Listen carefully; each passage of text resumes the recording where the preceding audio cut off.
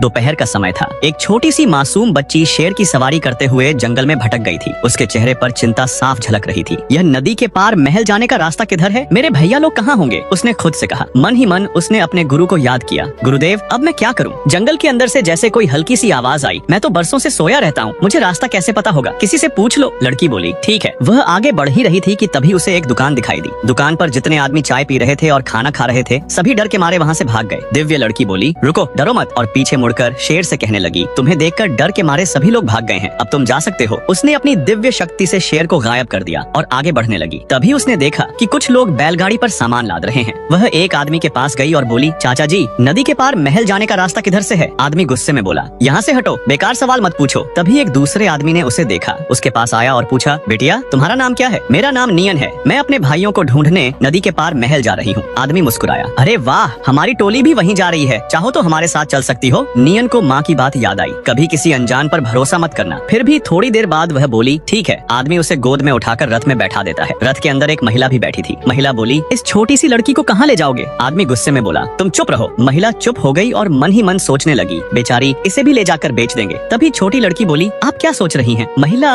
अपनी आंखें पोंछते हुए बोली, कुछ नहीं, मेरा नाम झाओ हुई है। तुम्हारा? छोटी बच्ची बोली, मैं नियन हूँ दीदी। तभी महिला एक रोटी निकालकर उसे देती है। लड़की अपनी दिव्य शक्ति से 2 लेग पीस मंगाती है, एक महिला को देती है और दोनों खाने लगती हैं। तभी उनमें से एक आदमी सूंघते हुए बोला, यहाँ मुर्गे की सुगंध आ रही है। मालिक उसे मारकर बोला, जाकर रथ में बैठ जाओ। वह आदमी जाकर बैठ गया और धीरे से लड़की से बोला, तुम्हें यहाँ ले जाकर बेच देंगे। अगले ही पल वे महल पहुँच जाते हैं। दिव्य लड़की खिड़की से देखती है कि रथ के आगे बहुत सारे लोग बैठकर भीख मांग रहे हैं। लड़की महिला से पूछती है, इतने सारे लोग भीख क्यों मांग रहे हैं और यहाँ कैसे आए? महिला उसके हाथ पर हाथ रखती है और सोचती है कि अब इसे सारी सच्चाई बता देनी चाहिए। वह कहती है, तुम यहाँ से मौका देखकर भाग जाना। अगले ही पल रथ रुकता है। आदमी कहता है, उतारो, महल आ गया। महिला जल्दी से बोलती है, इसका पेट दर्द कर रहा है। लड़की पेट दर्द का नाटक करने लगती है। आदमी दोनों को डांटता है। सिपाही उन्हें ले जाकर एक कमरे में बंद कर देते हैं। महिला और लड़की घबरा जाती हैं। तब एक आदमी सिपाहियों को मारकर अंदर आता है और दोनों को साथ लेकर भागने लगता है। अगले ही पल सिपाहियों ने चारों ओर से उन्हें घेर लिया। तब दिव्य लड़की अपनी शक्ति से सबको गिरा देती है और वहाँ से भाग जाते हैं। आगे जा ही रहे होते हैं कि तभी उसका भाई आ जाता है। वह उसे गोद में उठा लेता है और पूछता है, तुम यहाँ कैसे आ गई? तुम्हें कुछ हुआ तो नहीं? वह उसे लेकर महल पहुँचता है। वहाँ के सारे लोग जमीन पर लेट जाते हैं। दोस्तों, ये वीडियो आपको अच्छा लगा हो तो लाइक एंड सब्सक्राइब जरूर करें।